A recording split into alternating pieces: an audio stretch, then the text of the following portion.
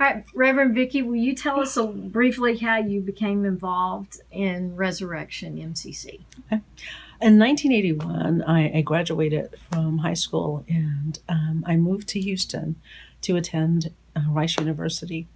And because I was a church every Sunday kind of girl, that's what you did on Sundays, I looked through the Twit, which is This Week in Texas, which is a little gay magazine that was coming out at that time. And I saw that there were a couple of churches that were LGBT affirming. So I thought I would give one of them or two of them a shot and see if there was one that would fit me, and then began attending. So Resurrection was the one that had the biggest ad at that time. So I decided to come to Resurrection first. And like many at that time, I did the circling the block to see if anybody was watching, and before I had got up the nerve to come in. And it took a couple of weeks before that happened. We were back on Decatur at that point. And as you come into the building in the Decatur, there's a side stairway. And as you come in, you can go up to the balcony. And that is what I chose to do for the first couple of times that I came to Resurrection. But what just floored me the first time I walked into an MCC was that there was a woman sitting on the dais. And growing up missionary Baptist, that is not something that you see. Women don't sit on the pulpit. So I watched closely to see exactly what she was doing. Maybe she was helping. I don't know. But then she got up and she began to consecrate communion.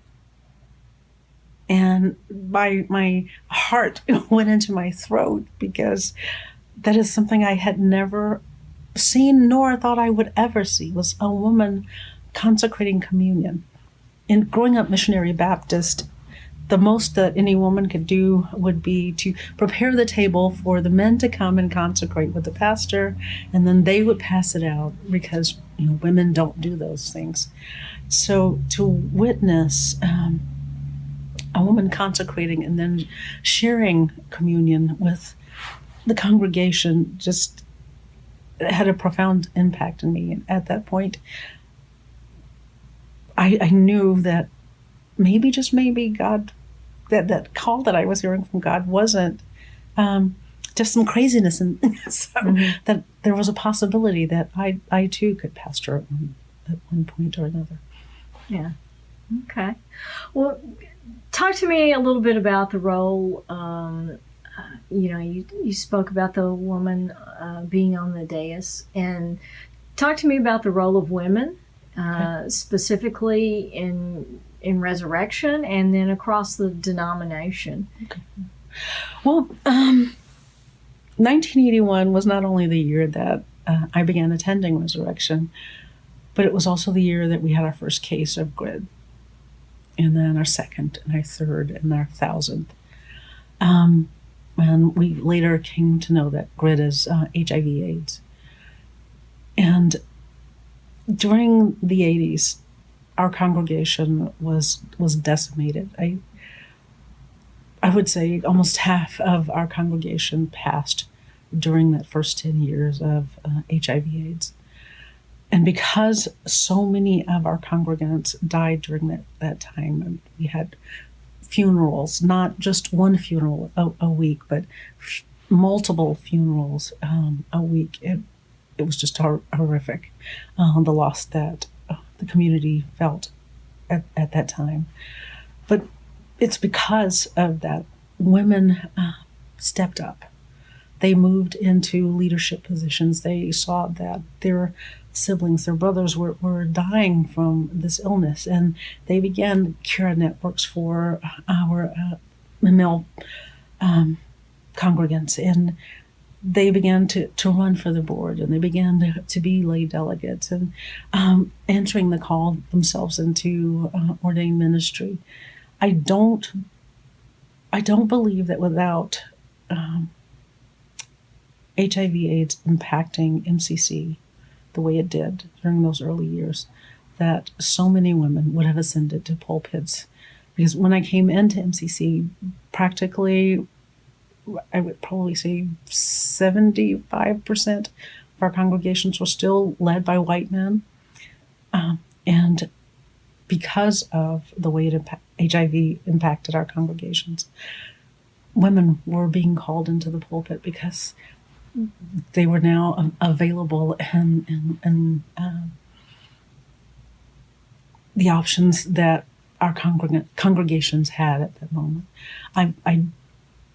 I'm sure that Troy Perry, our founder, loves Nancy, but I am not absolutely certain that without how much MCC was impacted by HIV/AIDS, if Nancy would have been our second moderator, it might have been, another person, another white male would have ascended to the moderatorship. So, yeah. So not only the impact, so basically both of those things worked in tandem. Yes. It sort of reminds me of the World War II and Rosie the Riveter. And, Exactly. And so the women stepped in. Exactly. And is that, yeah, okay. Yeah. All right. Yeah. That parallel is accurate, yes. Yeah. Yeah. Okay. Anything else particularly that you'd like to say about the devastation of AIDS, or does that kind of paint a pretty good picture? That paints a pretty good picture. During that time, we had Reverend John Gill and Reverend Carolyn Mobley were here as the staff, and I have no idea how they emotionally made it through all of those deaths at that time. It was crushing. It was crushing to our congregation. I could not even fathom what they felt emotionally during that time. Yeah. Yeah. Yeah. So you talk about that you came to Houston to attend Rice. Mm-hmm. Did you meet anyone particularly at Rice? One of the first people I actually met at Rice University happened to be Anise Parker, who ended up being Houston's first LGBT mayor. She was the president of the LGBT alum club, and they would always reach out to the undergraduate folk.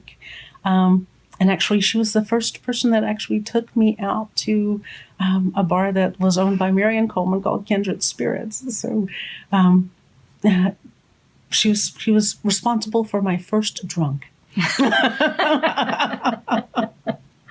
Well, what first an honor. And last. Yeah. It's like never again. That's a distinct honor, I'm sure. Yes.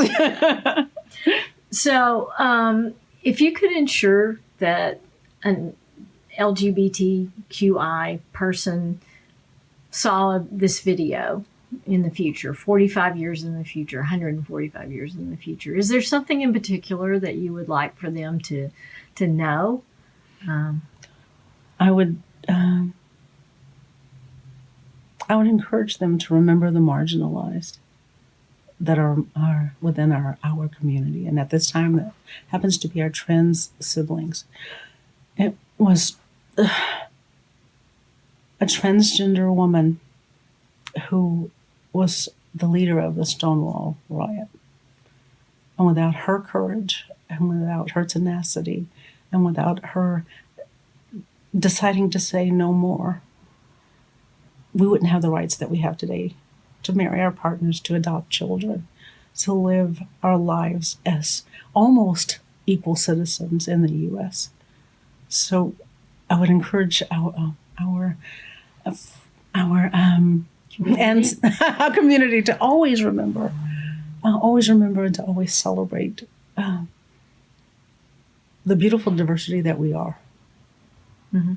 and to remember where we came from and who were the first people on the front lines for us. Yeah. Okay. Well, thank you so much You're most welcome. for sharing today. I appreciate it. Thank you. All right.